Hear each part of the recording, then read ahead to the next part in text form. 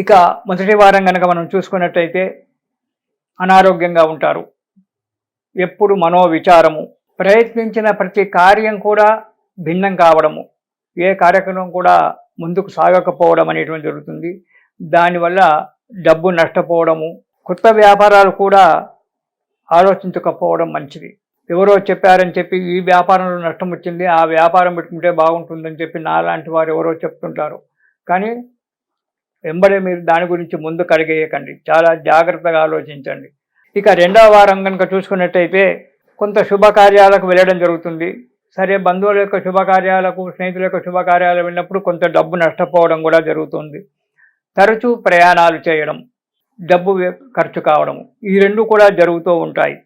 దీంతే కాకుండా దుష్ట సహవాసం ఏర్పడుతుంటుంది. మీ బాధలన్నీ చూసి ఎవడో ఒక దుష్టుడు దగ్గరగా వచ్చి మీకు ఇది మీ మద్యం తాగితే బాగా ఉంటుంది, అది తాగితే మీ బాధలు మర్చిపోతారు, ఇది చేస్తే మీ బాధలు పడతారు అని చెప్పి దుష్ట సహవాసం చేసి అదొక కొత్త దురలవాటు నేర్చుకోవడం అనేటువంటి జరుగుతూ ఉంటుంది.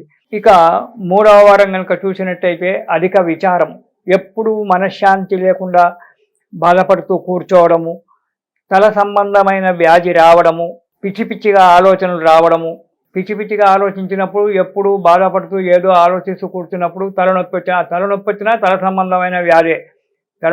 తల సంబంధమైన వ్యాధి అంటే ఏదో అని చెప్పి పెద్దగా భయపడకండి. పిచ్చి పిచ్చిగా ఆలోచన చేస్తూ ఏ ఆలోచన తేవకుండా ఉండు, ఎప్పుడు ఆలోచనలు ముసురుకొని ఉంటే తలనొప్పి వస్తుంది. లేదా అధిక ప్రయాణాలు చేయడం వల్ల, వాతావరణం సరిగ్గా లేకపోవడం వల్ల తలనొప్పి రావచ్చు. ఇక నాలుగవ వారం కనుక చూసినట్టయితే యత్నకార్య భంగము, మనం చేసేటువంటి ఒక ప్రతి కార్యక్రమంలో ఆటంకాలు ఏర్పడము జరుగుతుంటుంది. లేనిపోని కలహాలు ఏర్పడడం ఉంటుంది. క్రూర జంతువుల వల్ల భయము. క్రూర జంతువు అంటే ఈరోజు మనకు సిటీలో ఉన్నప్పటికైనా కుక్కలు అనేటువంటి బాధ ఎక్కువైపోయింది. కుక్కలు అది కూడా క్రూర జంతువే. అలాంటి క్రూర జంతువుల వల్ల భయం ఉంది. కాబట్టి ప్రయాణాలు చేసేటప్పుడు జాగ్రత్తగా ఉండండి. ప్రయాణంలో ఆటంకాలు ఏర్పడుతూ ఉంటాయి.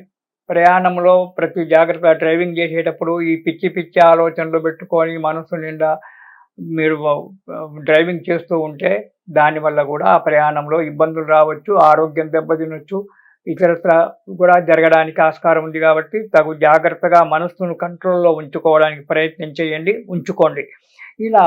ఇలాంటి ఒక అవకాశాలు ఉన్నాయి కాబట్టి తగు జాగ్రత్తగా ఈ కర్కాటక రాశి వారు ఈ నెలలో మసలుకోవడం చాలా మంచిది. ఇలాంటి ఆలోచనలు కనుక అన్నీ ఉన్నాయి కాబట్టి దీనికి మీరు దక్షిణామూర్తి స్తోత్రం చదవండి.